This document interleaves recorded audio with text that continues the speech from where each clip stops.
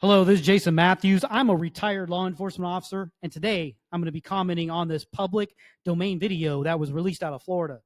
I'll be giving you my perspective based on my training and experience and providing you some information that the general public doesn't know about law enforcement. We will watch the full video uninterrupted together, and then I'll play it again and break it down with a detailed commentary, step by step, and give you inside information about what is happening and why from a police perspective. There are definitely some things in this video that you do not know about just watching it on your own. But before we get started, if you support the police, click the like button. And if you do not support the police, click the dislike button. It's anonymous, and I'm just curious of where you stand.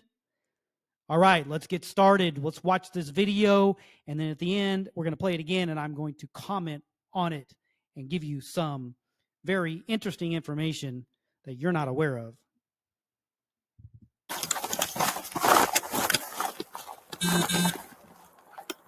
Pocket!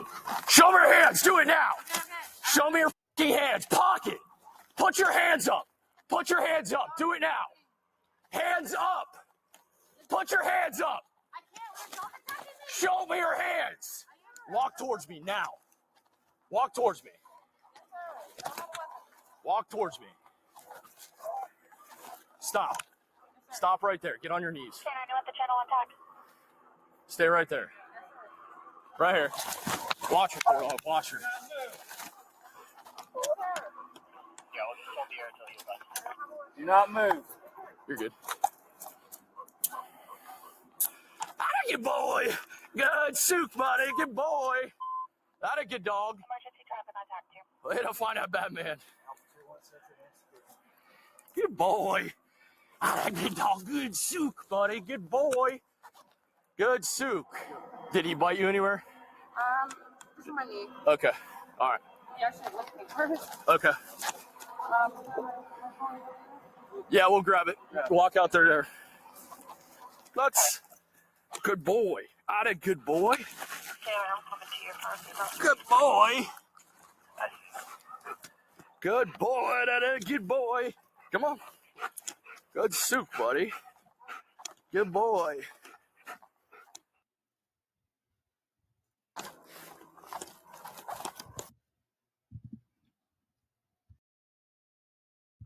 Okay, a lot happened in that video, and I'm going to break it down for you right now.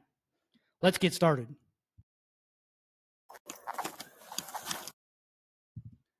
First off, we have a police canine unit, and I was a police canine in my career, so I can speak a little bit about this.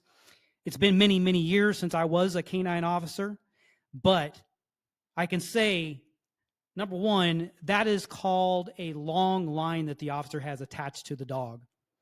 There's long lines and there's short lines. A short line would just be a regular leash, basically. A long line is this right here. It's usually a 6-foot line. Could be shorter, could be longer. However, there's a couple reasons for this long line. Number one, that dog is trying to get on a scent of the suspect.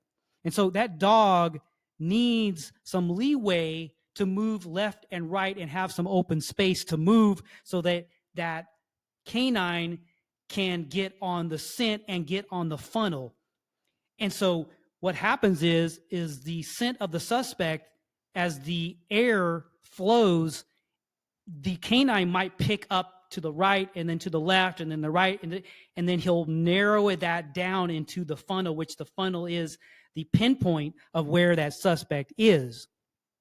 So that, again, this gives leeway to the dog. Another reason for a long line is protection of the officer. And so this puts the dog out in front as the lead of the operation.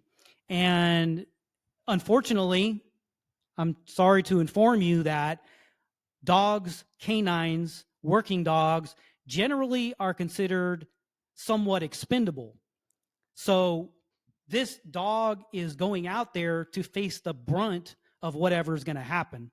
So since he's the lead, if a suspect pulls out a gun and shoots, that dog is probably going to take that gunfire. Or if the suspect is going to display active resistance, then that dog will have to fight that suspect. And so unfortunately, this is much more riskier. This is riskier for the dog. Let's continue.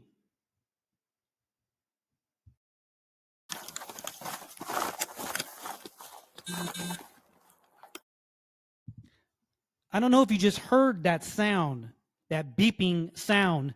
And what that is the body camera. That is the Axon body camera. I was a taser instructor, and taser used to be, actually it is now Axon. It used to be called Taser. That was the company.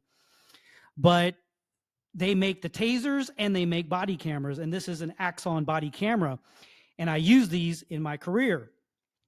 And that beeping sound is there to alert the officer that the body camera is activated. And so when that operation, for example, is over, the officer, if he hasn't turned off the body camera, that beeping noise will alert him to turn off the body camera. And I have a whole video that I did on should police wear body cameras, and it goes into detail about the pluses and minuses of body cameras. I think you should go watch that video because I think it's very informative. But again, that beeping sound is to inform the officer that the camera is activated. Let's continue. Pocket. Show me your hands. Do it now. Show me your hands. Pocket. All right, I had to actually look up this command because, first off, it's been many years since I was a canine officer. It's probably been more than 15 years, but the principles are basically the same. Now, the dog that I had obeyed all German commands. It was from Europe. And so this is an English command, pocket. I had to look that up. And so I guess they used this command to excite the dog. And the dog needs motivation to continue. And I'll explain this further in this video because it comes up again. But the dog needs to be encouraged to continue its job because dogs are reward motivated. And so my understanding of the command pocket is basically, probably from my understanding, that officer has a reward toy. That's what we used when I was in law enforcement. It was called a reward toy in his pocket. And when this operation is over, that officer will more than likely go into his pocket and retrieve the reward toy and give it to the dog, saying good job to the dog, basically. The dog gets a reward. Let's continue. Put your hands up. Put your hands up. Do it now. Hands up. Put your hands up. Show me your hands. Walk towards me now. Walk towards me. Walk. I've addressed this before in prior videos, but law enforcement training is you never go into an area that's concealed, such as she was behind those bushes, unless it's absolutely necessary. So law enforcement training is you have a suspect come out of an area instead of going into an area, if at all possible, just because of the risks involved. If someone has a gun and a law enforcement officer goes in, they could easily get shot, something to that effect. It's not advantageous to the officer. So what this officer is doing is putting the suspect in a state of disadvantage as much as possible. So he's having her put her arms in the air so he can see her hands where they are and turning her around so that her back is to the officer. And so the officer can see her back in case he needs to fire a round, such as from a firearm or a taser. And I've explained this in prior videos also. When we fire a taser, you need the medius part of the back is the best case scenario for firing a taser for neuromuscular incapacitation. I might do a complete video about that because I was a taser instructor in my career. Let's continue. Walk towards me. Stop. Stop right there. Get on your knees. Can I do at the channel on talk? And continuing on, the officer has her get in a further state of disadvantage. He has her get on her knees. And the reason for that is it's going to be a lot harder for her to get up and run away if she's in that position. Let's continue. Stay right there. Right here. Watch her, poor dog. Watch her. Yeah, we'll just hold the air until you're done. Do not move. You're good. Atta good boy. Good soup, buddy. Good boy. Atta good dog. Emergency traffic on talk. That officer sounds extremely excited. What I will explain to you is it's not that the officer is genuinely excited, although he may be a little excited, but not that ridiculously excited. He's doing that for the benefit of the dog. And so we always want to have, as a canine handler, the dog in a high state of readiness and knowing in the dog's mind that he's going to get rewarded and that he did a good job. It's just like when you train your pet dog. If you train your pet dog to sit and then you give it a bunch of good boy with a high-pitched voice, they're going to get the message that they're doing the right thing. And so the same thing is happening here. But with these working dogs, it needs to be taken to a higher level. Their encouragement, their rewards for doing their job. Let's continue. Way to find out, Batman. Good boy. Ah, good dog. Good sook, buddy. Good boy. Good sook. Did he bite you anywhere? This is my knee. Okay. All right. Yeah, she licked me first. Okay. He asked the suspect, did he bite you anywhere?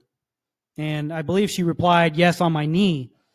Why is the officer asking her that? First of all, in most departments, it's required by policy to call an ambulance to check on the individual at the scene. And so usually what will happen is while he is making the arrest or shortly thereafter, an ambulance will be called to the scene and they will put her in the back of the ambulance and check her out to make sure she's okay. Other alternatives that I've done is transport the suspect to the hospital directly, have her admitted, and then have her checked out and either released or taken to jail from there. That's the general two ways that this is handled in most jurisdictions. Let's continue. Yeah, we'll grab it. Walk out there. Let's. Good boy. Atta good boy. Taylor, I'm coming to your car. Good boy. Also, we have a female suspect here and we have two male officers. In most jurisdictions, it's policy, if at all possible, when you arrest someone of the opposite sex, to call a member of the same sex, another woman officer in this case, to the scene to search the suspect before they are placed into the patrol vehicle in the cage. The cage is in the back of the vehicle, the officer's vehicle where the person will be transported. And so before he does that, of course, all suspects in every jurisdiction I've ever heard of, suspects are going to be searched thoroughly before they are put in that cage in the back of the officer's vehicle. And why is that? Because officer safety. If they have a gun hidden in their trousers, they could pull it out, shoot the officer while they're being transported, or a knife, or whatever the case may be. So it's mandatory in all the jurisdictions I've ever heard of. Officer will search that suspect thoroughly and then place them in the back of the vehicle. And in this case, more than likely, a female law enforcement officer will be called to the scene, whether it be from the same agency or another agency. If that agency does not have any law enforcement officers that are female, they will call a separate agency and have a female come to the scene and search that female. There are other options. However, it is highly encouraged that someone of the same sex will search someone of the same sex. However, in emergency circumstances, it is possible that the officer who arrested in this case, the male officer, could potentially search the female, but precautions are taken. Another option, last case scenario option, if there's no females available within hours to come to the scene to search a female in this case, there is a possibility that the officer could search that female suspect in this case with his body camera on, and another officer with their body camera on, recording everything that's happening while they search, or while one officer searches the female suspect, and that reduces the potential for allegations of misconduct. Okay, if you enjoyed this video, click the subscribe button and ring the notification bell to be notified when new videos are released. Share this video with family and friends to help improve their understanding of law enforcement actions. Together, we can achieve the goal of understanding and public awareness of police protocol and procedures. Take care and have a great day.